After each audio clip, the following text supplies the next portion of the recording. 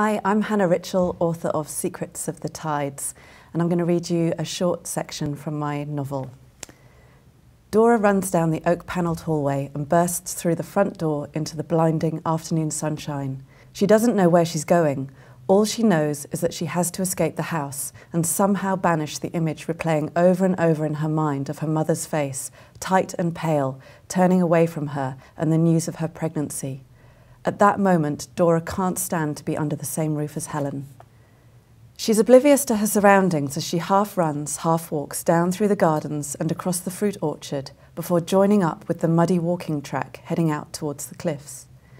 The ground is boggy after weeks of spring rain, and she concentrates on jumping the puddles littered along the way. Her impractical ballet flats squelch and splash as she goes, and cold water is already seeping around her feet, edging up the hems of her jeans. But she doesn't care. She marches on, head down, stewing on the events that have just unfolded in the conservatory. Helen's reaction has shocked Dora to the core. It was never going to be an easy conversation, but Dora realises now that she had at least dared to hope for a little more from her mother, an expression of joy or support, perhaps, amidst the obvious grief and distress. Instead, it feels as though Helen has pulled yet another shutter down between them. There is an insurmountable divide that they cannot seem to bridge. What has happened to the mother she remembers from her childhood, the one who would gather her into her bed at night and hold her close as a midnight thunderstorm raged outside, or cover her with pink calamine lotion when she itched with chickenpox, the woman who sewed name tags into her school uniform, packed her lunches, tucked her in at night, bathed her grazed knees, kissed her feverish brow and wiped away her tears. The mother she remembers from childhood seems wholly unrelated to the ice-cold woman sitting up at cliff tops. It makes Dora want to cry out with frustration and pain.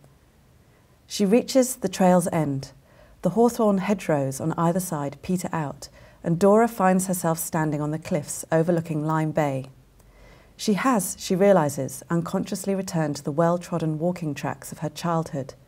To the left lies the beach. To the right stands an old, weather-beaten church. Directly ahead lies the placid, shimmering sea. She watches the sunlight dance across its surface, a sheet of silver rippling in the breeze. Slowly, her heart begins to calm in her ribcage. Fine gauze cloud is building high up in the sky, but it is still warm, and Dora knows it will be light for a few more hours yet.